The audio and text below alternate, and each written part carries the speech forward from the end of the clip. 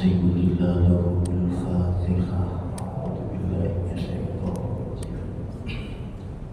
Bismillahirrahmanirrahim. Alhamdulillahirabbil alamin.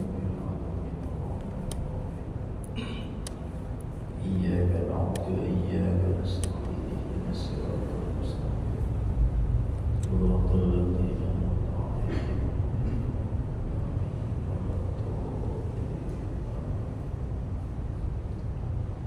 Bismillahi walhamdulillah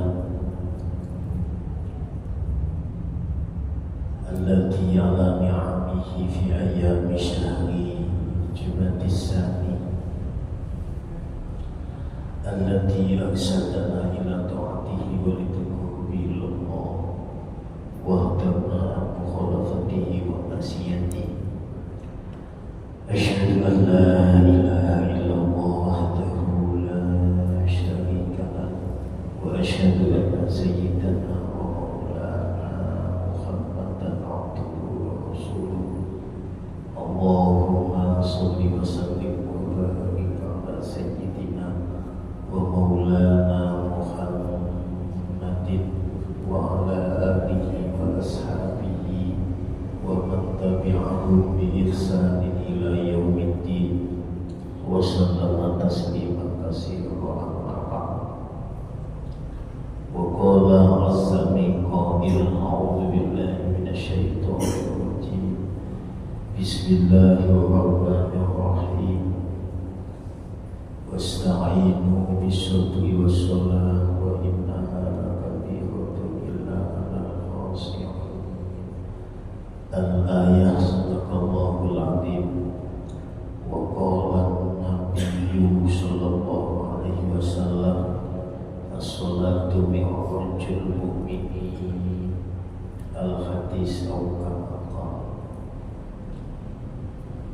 Hadratullah Isa para alim ulama sedaya para kiai sedaya para asatidz sesepuh utamane dumateng tokoh masyarakat tentu sebagai kota kecuali ada di samping Ramadan untuk kesupet teman-teman takmir masjid untuk diucapkan di kampung salat termati ugi studio pengurus masjid di kampung salat termati dan anak-anakku remaja masjid yang saya banggakan hadirin setuju jamaah pengajian kitab Kasyifatus Sajjah.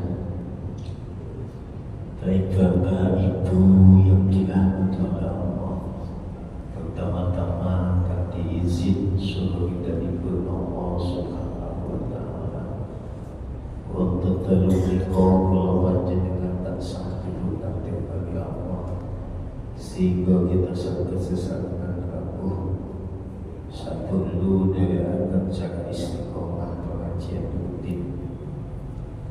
Harapan dan doa semoga nasrullah dengan setuju termajelis menikah.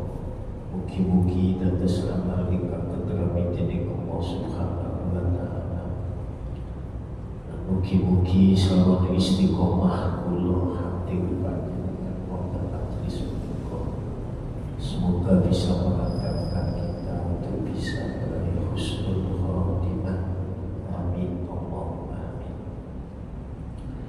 Hingga kali salawat salam mugi-mugi Allah tansah menetapkan teman junjungan kita Rasulullah Muhammad sallallahu alaihi wasallam hingga sampun paling teteh teman kita setuju inggih menika ruknul Islam wal iman. Hadirin para rawuh ingkang mulia, kaji kita malam ini masih melanjutkan pembahasan Rabu yang lalu berkaitan tentang syarat membaca Fatihah. Saat ini kita melanjutkan faslun tasdidatul Fatihah. Bismillahirrahmanirrahim. Qala al-musannifu rahimahullahu ta'ala wa nafa'ana bihi wa bi'ulumihi fid darain. Amin. Faslun utawi ila fasol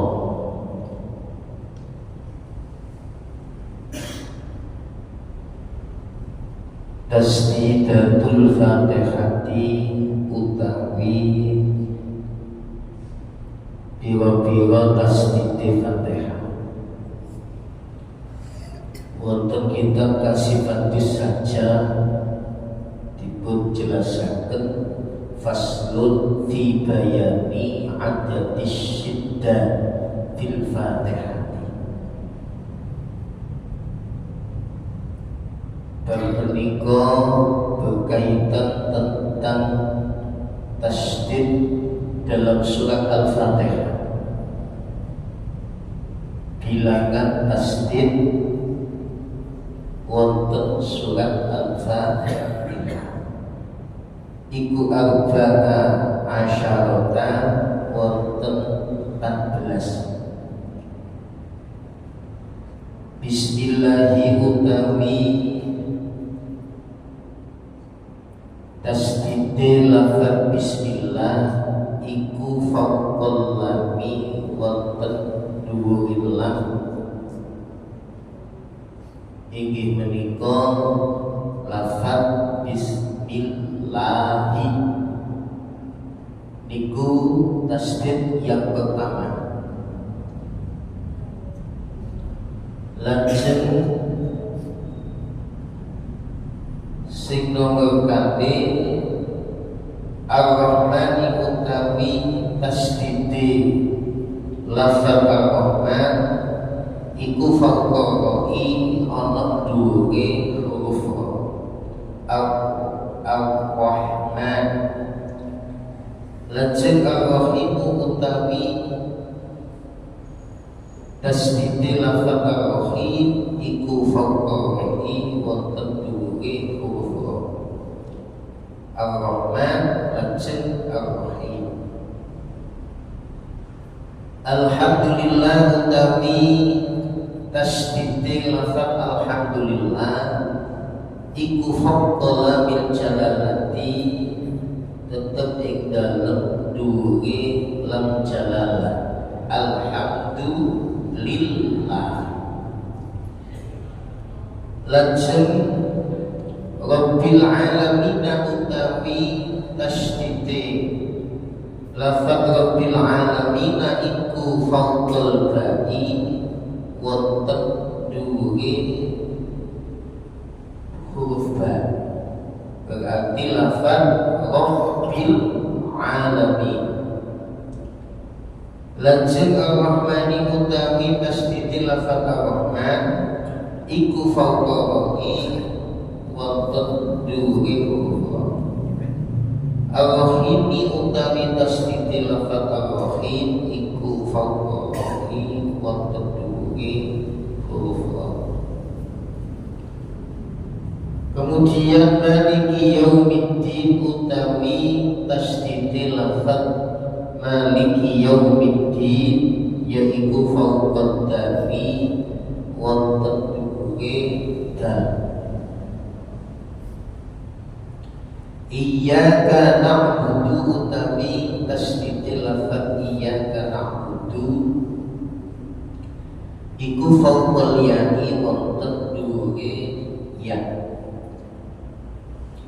Wa iyyaka utawi wa iyyaka nasta'in utawi tasdid lafaz iyyaka nasta'in iku faqal ya'i wonten dhuwure ya. Ihdinas siratal mustaqim utawi tasdid lafaz ihdinas siratal mustaqim iku faqas soti wonten dhuwure huruf sha. Siratal ladzina utawi tasdid lafaz siratal ladzina iku faqal lami wonten dhuwure lam. An'amta 'alaihim ghairil maghdubi 'alaihim waladdallin utawi tasdid lafaz an'amta 'alaihim ghairil maghdubi 'alaihim waladdallin Yid iku fawqas soti wonten dhuwure fawqad dadi wonten dhuwure huruf ba wal lam lan wonten dhuwure huruf lam ila akhirih wallahu a'lam bishawab. Kemarin kita sudah membahas berkaitan tentang syurutul Fatihah, syarat-syarat Fatihah, termasuk kalau dijumlah itu ada 10. Nah, temberiku wonten keterangan di samping kedah tertib lajeng mualah terus menerus lajeng mura'atu hurufiha jaga huruf-huruf Fatihah. Kemarin sudah saya sampaikan jumlah huruf dalam surat Al-Fatihah wonten keterangan kitab Kasifatus saja saripun kitab Safinatun Najah qauluhu wasalis mura'atu hurufiha wa hiya mi'atun wa samaniyatun wa salasuna. Jumlahnya wonten 130. Dadi nalika mau surat Fatihah kedah betul-betul memelihara semua huruf dalam surat Al-Fatihah. Nah, sama kita bahas wa mura'atu tasdidatiha, tidak cukup hanya menjaga semua huruf dalam surat Al-Fatihah, di samping itu kula panjenengan dikengken berusaha jaga semua tasdid yang ada dalam surat Al-Fatihah. Nah niki dihitung termasuk diantaranya tasdidatul Fatihah iku arba'ah asyarah. Jumlah tasdid dalam surat Al-Fatihah itu wonten 14. Siji diantaranya letak tasdid pada kalimat bismillah inggih menika fawqal lam. Nalika membaca huruf yang ada tasdidnya kedah ditekan. Jadi gak cukup bismillahi. Niki pada cekap mata bismillahi millahi kedah ditekan. Niki tasdid yang pertama. Lajeng tasdid yang kedua pada lafaz Ar-Rahman. Niki kedah jelas. Getaran huruf ra niki jangan sampai berlebihan. Jadi cukup Ar-Rahmani, tidak perlu tidak perlu begitu. Jadi cekap getaran huruf ra jangan sampai berlebihan. Lajeng sing nomor 3 Ar-Rahimi, letak tasdidnya fawqa ra'i. Jadi pada kalimat basmalah niki nek dihitung tasdid dalam kalimat basmalah iku wonten 3. Bismillahi fawqal lam, lajeng Ar-Rahmani fawqa ra, lajeng Ar-Rahimi fawqa ra. Niki yang pertama. Jadi nalika maos bismillahi tepis ono tasdid kedah ditekan, tidak cukup hanya kita mengatakan bismillahi bismillahirrahmanirrahim, penekanannya kurang, kedah bismillahirrahmanirrahim kedah ditekan. Nah, kebanyakan kesalahan ketika pada lafaz Ar-Rahman getaran rotnya jangan sampai lebih berlebihan. Niki boten tetap biasa. Itu dalam kalimat basmalah. Lanjut pada ayat yang kedua, letak tasdid inggih menika alhamdulillah. Inggih menika tasdidnya pada fawqa lamil jalalah, di atas lam jalalah. Alhamdulillah. Kemudian tasdid berikutnya pada lafaz hamdalah inggih menika rabbil alamin fawqal ba. Fawqal ba di atas ba pada lafaz rabbi. Jadi kedah ditekan rabbil alamin, kedah tekan. Tidak cukup rabbi, kurang penekanannya, kedah ditekan. Langsung ayat yang ketiga inggih menika Ar-Rahmanir Rahim. Tasdid yang pertama pada roknya lafaz Ar-Rahman, kemudian tasdid pada lafaz yang kedua pada roknya lafaz Ar-Rahim.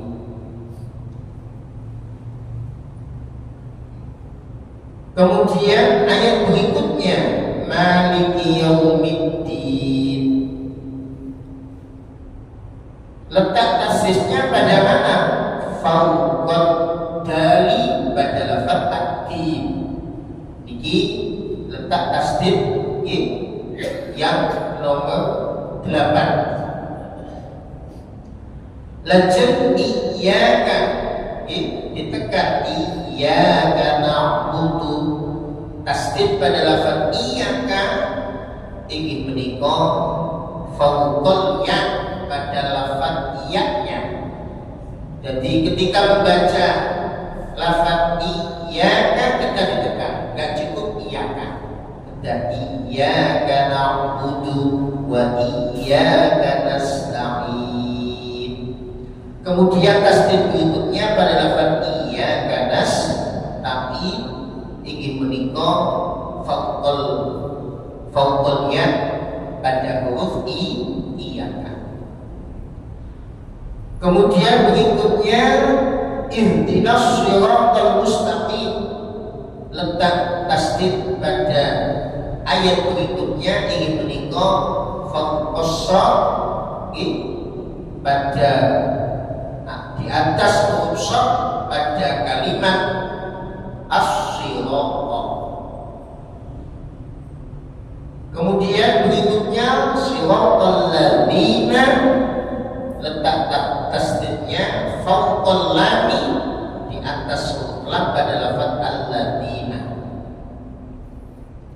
Lanjut an'amta 'alaihim ghairil maghdubi 'alaihim waladdallin.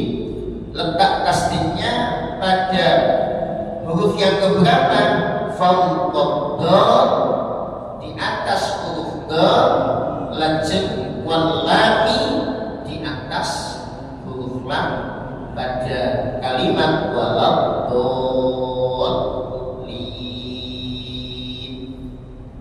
Ini kita dihitung jumlahnya wonten 14. Jadi kemarin kita disuruh menjaga huruf-huruf yang ada dalam suratul Fatihah.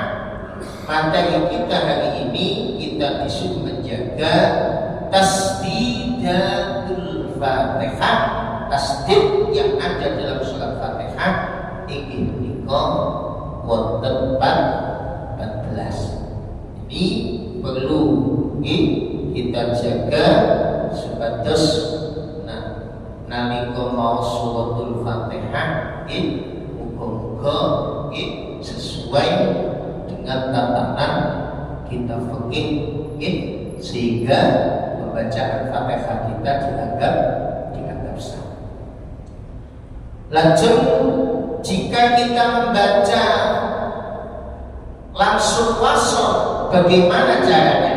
Kaya dene panjenengan sedaya. Berarti kata seperti namun panjenengan niat pasok lanjut tanpa wakaf, lanjut Bismillahirrahmanirrahim. Dan sampai yang lanjut berarti langsung pada kalimat apa? Bismillahirrahmanirrahim. Alhamdulillahi rabbil alamin. Boten kiat bi alamin. Tek panjenengan kiat dilanjut alamin arrahmanirrahim. Supados lanjut wasal ini kumau Bismillahirrahmanirrahim. Alhamdulillahi rabbil alamin arrahmanirrahim maliki yaumiddin.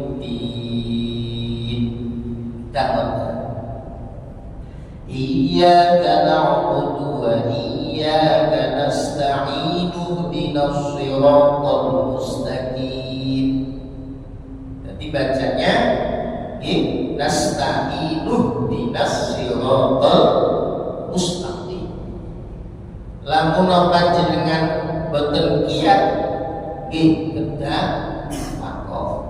Sing penting nalika maos surat Fatihah di samping kita bisa menjaga huruf-huruf yang ada dalam suratul Fatihah, sekaligus kula panjenengan saged jaga tasdiqatul Fatihah. Oke, itu lanjutkan dalam sesi berikutnya. Masih melanjutkan pertanyaan yang lalu, masih berkaitan tentang sholat. Ada 5 pertanyaan. Apakah keistimewaan ibadah sholat dibanding dengan ibadah yang lainnya? Berkaitan tentang keistimewaan ibadah sholat, ini terkait jika dibandingkan dengan ibadah-ibadah yang lain. Ningali ceritani terkait tentang perintah sholat ini pertama dari sudut pandang sejarah. Perintah sholat ketika Nabi Muhammad SAW dirundungkan dalam sejarah dikenal dengan tahun Amul Husni, tahun duka cita. Di awal-awal kewahyuan ketika Rasulullah masih gemetaran, campur panas dingin, setiap kali baru menerima wahyu, Nyai Khadijah yang meyakinkan dan menetapkan hati Rasulullah SAW. Lajeng diuji Nyai Khadijah dipundhut kali Gusti Allah. Lajeng tidak lama kemudian Mamanda tercinta beliau ingkang asma Abu Thalib ingin dipundhut kali Gusti Allah. Disitulah kemudian gangguan kafir Quraisy semakin meningkat. Maka kedua pelindung Rasulullah sudah dipanggil oleh Allah Subhanahu wa Ta'ala, sehingga apa yang dilakukan orang kafir Quraisy semakin bebas kepada Rasulullah SAW. Disitulah kemudian Rasulullah mencari pertolongan, lajeng pergi ke daerah Saqif, termasuk penduduk Taif. Disinilah terjadi peristiwa justru Nabi malah diteriaki, diejek, dilempari kerikil oleh para budak atas perintah majikannya. Melihat keadaan semacam itulah kemudian Rasulullah SAW munajat pasca datang Allah Subhanahu wa Ta'ala. Kanjeng Nabi menyerahkan segala sesuatunya datang Allah Subhanahu wa Ta'ala. Ini termasuk menyerahkan kepada Allah akan apa yang dititipkan terhadap Allah Subhanahu wa Ta'ala. Disitulah baru terjadilah peristiwa Isra dan Mi'raj. Bila para rawuh sebelum Rasulullah di-Isra Mi'rajkan kali Allah Subhanahu wa Ta'ala, Kanjeng Nabi ngalami sing jenenge Amul Husni. Berarti hakikat perintah sholat ini termasuk hadiah istimewa di samping datang Kanjeng Nabi sekaligus datang umat ini. Mereka perintah sholat ini jawaban Allah atas munajat Rasulullah Sallallahu Alaihi Wasallam, sekaligus untuk menghibur hati Rasulullah yang sedang berduka. Dari sinilah kemudian kita bisa memahami maksud firman Allah Subhanahu wa Ta'ala dalam surat Al-Baqarah ayat 43. Wasta'inu bis-sabri was-shalah wa innaha lakabiratun illa 'alal khashi'in.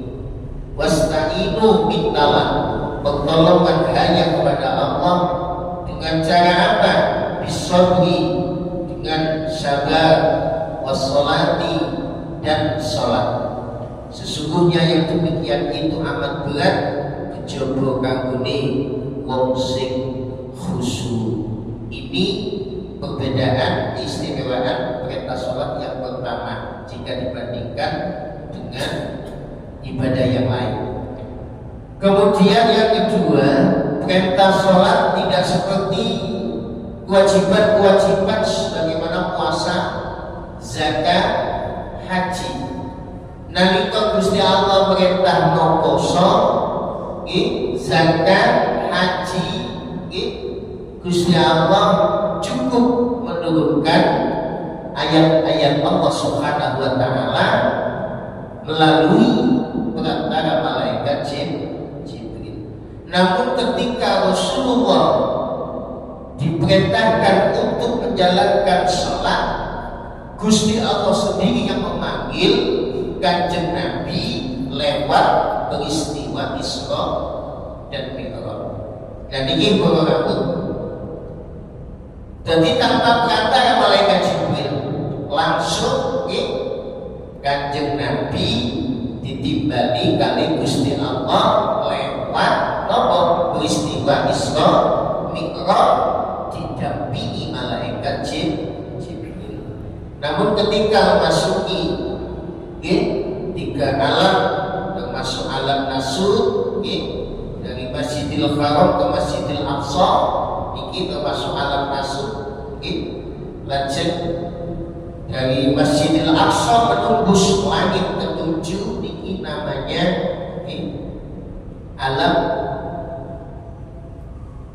alam nasur, alam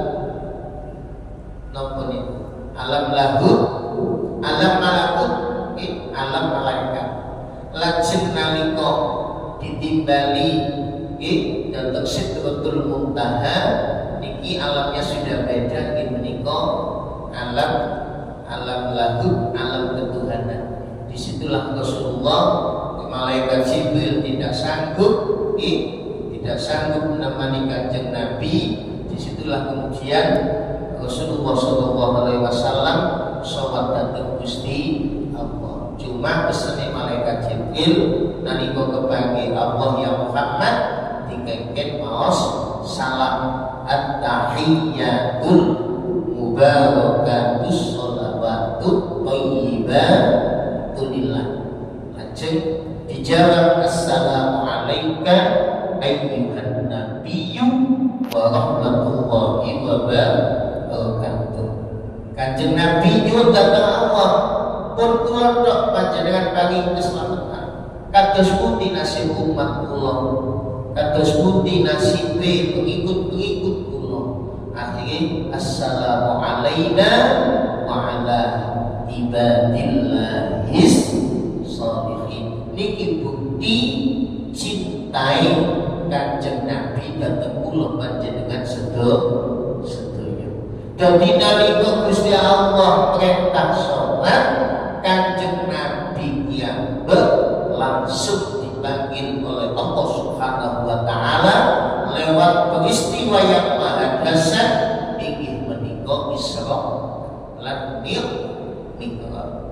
Ilang para rawuh wonten keterangan innama masalus sholati fiddin kama salikot sifil jasad. Jadi posisi sholat innama masalus sholatu fiddin, posisi sholat dalam agama bagaikan posisi kepala yang ada dalam tubuh kita. Kita tidak punya tangan, masih dimungkinkan hidup. Tidak punya kaki, masih dimungkinkan hidup. Tapi teknis menungso boten gada sirah, insyaallah pecah. Niki saking pentingi penekanan kewajiban ibadah sholat. Mila kula panjenengan berusaha kados pundi nalika sholat kula panjenengan betul-betul nyeceki napa ingkang sampun dados tuntunan saking Rasulullah sallallahu alaihi wasallam, ajeng saking para alim ulama lewat kutubus salaf termasuk kitab Safinatun Najah.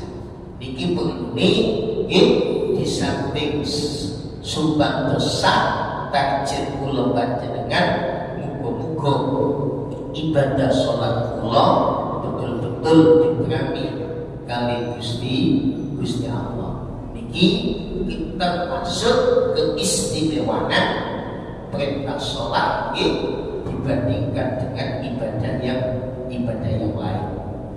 Kemudian alasan yang ketiga, secara syariat perintah sholat ini sangat khusus. Bahkan kekhususan ini kemudian dijelaskan oleh Rasulullah Sallallahu Alaihi Wasallam lewat sebuah hadis, as-sholatu imadud din, bahwa sholat adalah tiang agama. Barang siapa yang mendirikan sholat, maka dia bagaikan menegakkan agama Islam.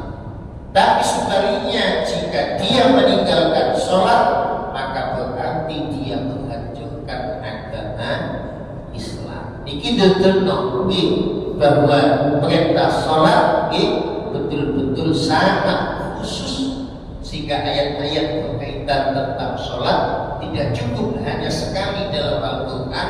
Allah mengulang-ulang berkali-kali dalam surat yang satu ke surat yang lain, termasuk wonten surat Al-Baqarah ayat 43, wa aqimus sholat wa atuz zakat warka'u ma'a rakiin.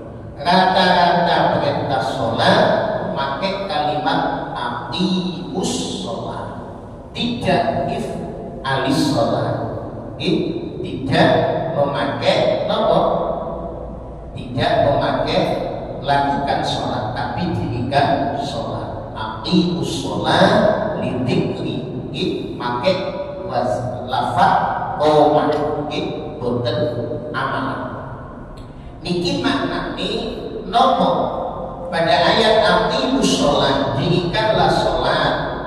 Lajeng ayat berikutnya wa atuz zakat, tunaikan zakat, warka'u, rukuklah beserta orang-orang yang rukuk. Dalam memahami ayat ini aqimus sholat, kenapa Allah make sehot aqimu? Ini menunjukkan ketika kita sholat tidak hanya sekedar mengerjakan sholat, tapi betul-betul mendirikan sholat. Kalau hanya sekedar mengerjakan sholat, yang penting isqatul wujud, tidak punya nopo, gugurlah kewajiban di hadapan Allah Subhanahu wa Ta'ala. Jadi gugurlah kewajiban mila panjenengan nglampahi ibadah sholat. Tapi teknis memakai kalimat dirikanlah sholat, tidak hanya mengerjakan sholat, tapi makna pendidikan sholat ini betul-betul kita amalkan dalam kehidupan sehari-hari. Artinya ketika sholat meliputi fisik jasad kita sekaligus rohani kita. Secara fisik nalika sholat ayo diperhatikan kedah tumanina dari awal takbiratul ihram sampai salam. Niki tidak-tidaknya kedah tenang, hening, khusyuk, takbir nyocoki nopo sing dipun dawuh para ulama, lajeng niati takbiratul ihram, lajeng maos Fatihah, lajeng tasyahud akhiri, kemudian salam sampai salam. Niki secara fisik, lajeng tidak hanya sekedar secara fisik, nalika sholat rohani manah kula panjenengan kedah betul-betul napa disambungno dhateng Gusti Allah. Maknane disambungno dhateng Gusti Allah niki napa maknane? Nalika sholat kedah khusyuk niku fokus hanya kepada Allah, hanya untuk Allah, hanya memikirkan Allah, hanya menghadap Allah, hanya bersama Allah. Mila berusaha kados pundi nalika kula panjenengan nglampahi salat betul-betul semata-mata ikhlas karena Allah, tidak hanya ingin pujian pada sesama teman, apalagi yang beramal hanya semata-mata pujian manusia.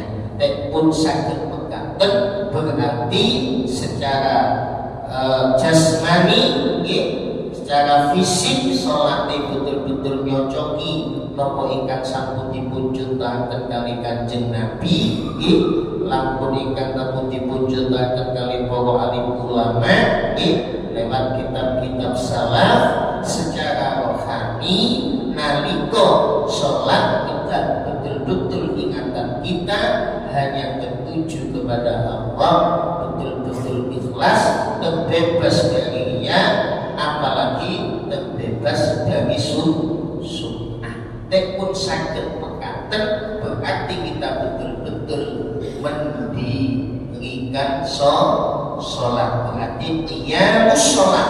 Targetnya apa? Terwujudnya masyarakat yang betul-betul banyak mendirikan sholat. Jadi pendidikan sholat diterjemahkan dalam kehidupan sehari-hari. Niki maknane supados kula panjenengan ngertosi keistimewaan ibadah sholat jika dibandingkan dengan ibadah yang lain. Yang penting bagaimana sholat yang kita lakukan harus betul-betul bisa membuahkan tanha anil fahsya'i wal munkar. Jadi nalika kula panjenengan nglampahi ibadah sholat harus berusaha membuahkan tanha anil fahsya, mencegah dari sesuatu yang keji, kemudian nopo bisa mencegah dari segala kemungkaran. Kita sudah rajin sholat, tapi kita masih melakukan hal-hal yang keji, hal-hal yang mungkar. Berarti sholat kita perlu dipertanyakan. Kira-kira sholatnya apa hanya sebatas gerakan fisik, sehingga tanpa makna, tanpa pembelajaran yang ada dalam diri kita. Dadi wong teknis istiqomah sholat insya Allah dados tiyang sing sae. Teknis panjenengan insya Allah dados tiyang sae, berarti sholatnya harus betul-betul bisa membuahkan tanha anil fahsya'i wal munkar. Jika sholatnya rajin tapi maksiatnya jalan terus, ayo kita pertanyakan dalam diri kita, kenapa sholat kita tidak mampu mencegah pada hal-hal yang keji, pada hal-hal yang mungkar. Ada yang harus kita koreksi. Mungkin cara sholat kita tidak sesuai dengan tuntunan Rasulullah SAW, tidak sesuai dengan tuntunan para alim ulama. Ini yang harus kita koreksi. Lanjut pertanyaan yang kemarin tinggal satu. Menjadi makmum ketika sholat, bacaan Fatihah kita terlambat, apa diteruskan bacaannya atau melanjutkan ikut gerakan imam? Ini yang kemarin pertanyaan yang kemarin ada satu. Ini persoalan ini panjenengan dados makmum. Namun panjenengan Fatihah lambat. Maos Fatihah durung tek Fatihah imam sampun ruku. Niki kedah dipun perhatosaken. Ketika makmum menjumpai imam, selama di situ ada tempo waktu membaca surat Fatihah selesai, maka makmum tetap wajib membaca Fatihah. Benten kali makmum masbuk. Kalau makmum masbuk, memang dia menemui imam, tapi tidak ada waktu cukup untuk membaca surat Al-Fatihah. Berarti Fatihahnya ikut pada Fatihahnya imam. Tapi sampean niki boten masbuk, melok mulai awal, cuma pikirannya boten fokus. Eling nalika imam wis katetek maca surat pendek, qul huwallahu ahad Allahus samad lam yalid wa lam yulad. Jangan ini, masya Allah lah yang bangun ke Fatihah. Lah iki kedah maos Fatihah. Karena apa? Karena panjenengan medui imam pada saat itu ada waktu cukup untuk membaca surat Al-Fatihah. Benten kali makmum medui imam, tapi tidak ada waktu cukup untuk membaca surat Al-Fatihah. Lah niki bapak-bapak mila dituntut dikeken tetep mau surat Fatihah meskipun imam sudah ruku. Niki pentingnya kewajiban membaca Fatihah. Kados pundi Ustaz? Ketika makmum imam membaca Fatihah, apa kita membaca Fatihah ikut imam atau membaca Fatihahnya setelah baca Fatihahnya imam? Sampeyan terus makmum kula maos Fatihah, sampeyan nggih maca Fatihah niku kados pundi? Nggih angsal-angsal mawon, cuma sunahe maos Fatihah makmum kedah ngenteni maos Fatihah imam. Andai kata panjenengan kula maos Fatihah imam, sampeyan nggih maca Fatihah nggih mboten napa-napa sah-sah. Cuma kadang sampeyan dipikiran ini, mari maos Fatihah iki bae imam bismillahirrahmanirrahim. Wis kok ayat ngenteni napa Fatihah imam. Berarti sampeyan niat abot maca surat Fatihah. Berarti mengulang malih. Betul langsung balik yaumiddin mulai maneh bismillahirrahmanirrahim. Dan iki perkara. Dadi nalika imam maos Fatihah, sunnahe panjenengan dengarkan. Sampai walau lanjut panjenengan maos Fatihah. Bagaimana terawih itu, Pak? Dalam Terawih itu cepat-cepat beda. Iki ada persoalan imamnya cepat kaya surat Fatihah.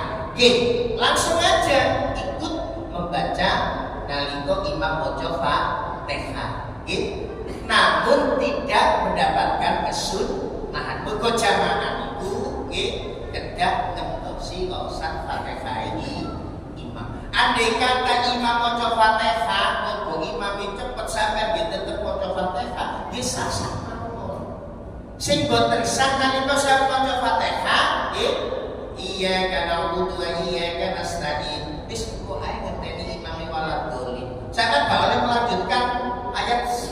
ayat sesudah sisanya mulai mengulang maos surat Fatihah awal mukoniat nanti sholat terawih kados pundi Ustaz langsung melok ampun Fatihah di imam dan imam yang ngebut ada kesempatan menanti Fatihahnya makmum berarti sampai nyantai tapi sama terawih tambah pelan-pelan sama gini-gini ya tambah dirasani ya padahal nalika napa melaksanakan sholat tarawih niki setahun bisa setidak-tidaknya ojo sampai tinggal rumah kula sering dawuh meskipun itu sunnah nalika sholat ojo sampai tinggal rumah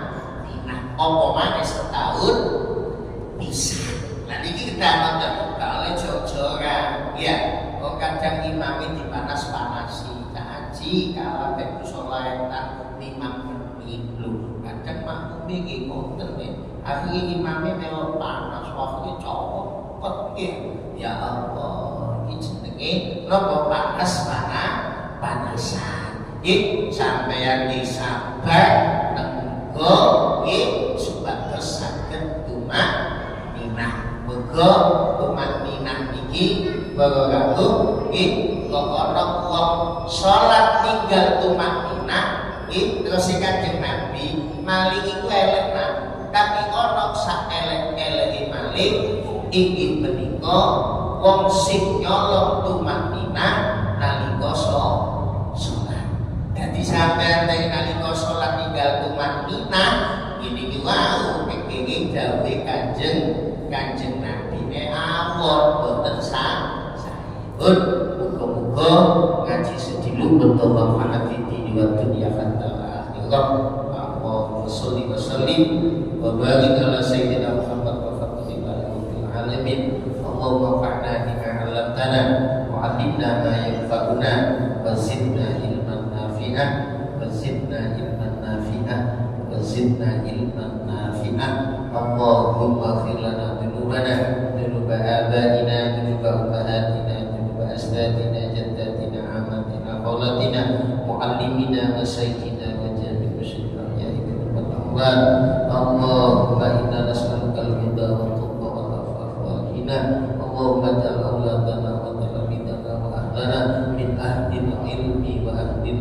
khair wa la tajalna wa iyyahum min ahli syarri wa dhaif bi rahmatika ya arhamar rahimin Rabbana hab lana min azwajina wa dhurriyyatina qurrata a'yun waj'alna lil muttaqina imama Rabbana atina fid dunya hasanah wa fil akhirati hasanah wa qina adzabannar hada rabbika rabbil izzati amma yasifun wa salamun alal mursalin walhamdulillahi rabbil alamin assalamu alaikum wa yaghfir lakum assalamu alaikum warahmatullahi